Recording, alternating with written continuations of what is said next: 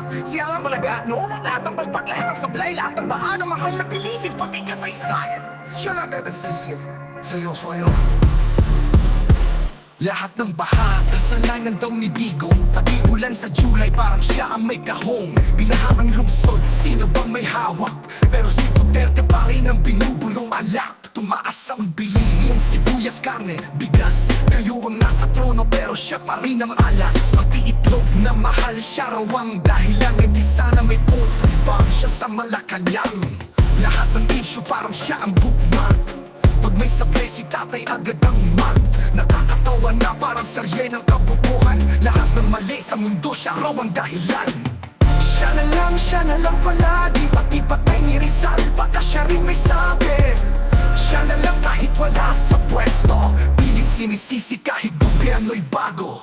Siya na lang palagi. Pati presyo ng yelo, baka siya raw may salapi. Siya na lang kahit ang ista sa dagat. Kung bumaho si Duterte raw ang may pakana. Drug war, oo nga, madugong istorya. Pero sinong gustong likas sa anak kanyong natidroga? Nung binangga ang sindikato, kayo ay nag-ingay. Pero pag may adik sa kanto, kayo din ang sablay. Pati puogo sabi ninya'y pahirap. Pero pinayagan din, double standard ang balat. Kung ganun din pala, bakit kayo'y umangal? Si tatay ang sinisi, kayo ang naglegal. Mga woke na artista, puro daktak sa mic. Pero pag green sa lansangan, wala namang fight. Di pagtakas ng pamasahe, kay Digong inatake. Ay gas prices, ay global logic, inyo'y palyado pare.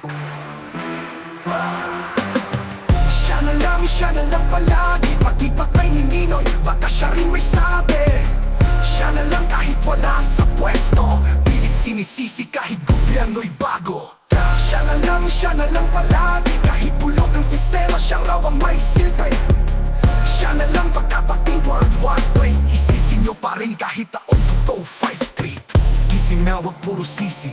Kung di gawa ng gawa, asikasuhin ang sarili. Di lahat ng tanong, si tatay ang sagot. Responsibilidad nyo rin yan, wag laging lusot. Kung ang gobyerno sablay, dapat sabay tayong gumalaw. Wag laging hanap ng turo para lang makalusot ng galaw.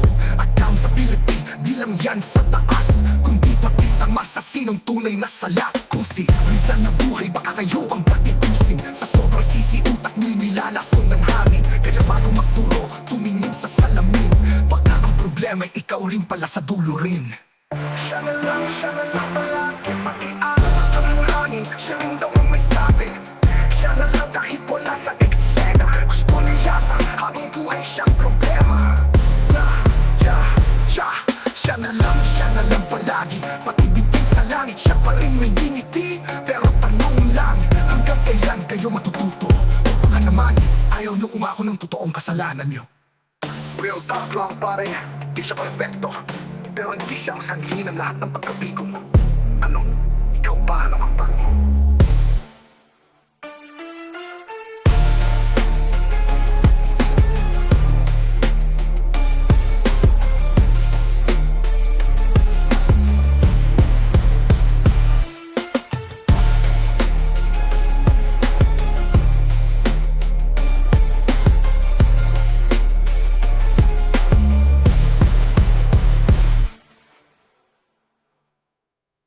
Tuyo ko sa mo, bakali siya sa hina ng akong pagkapigo mo.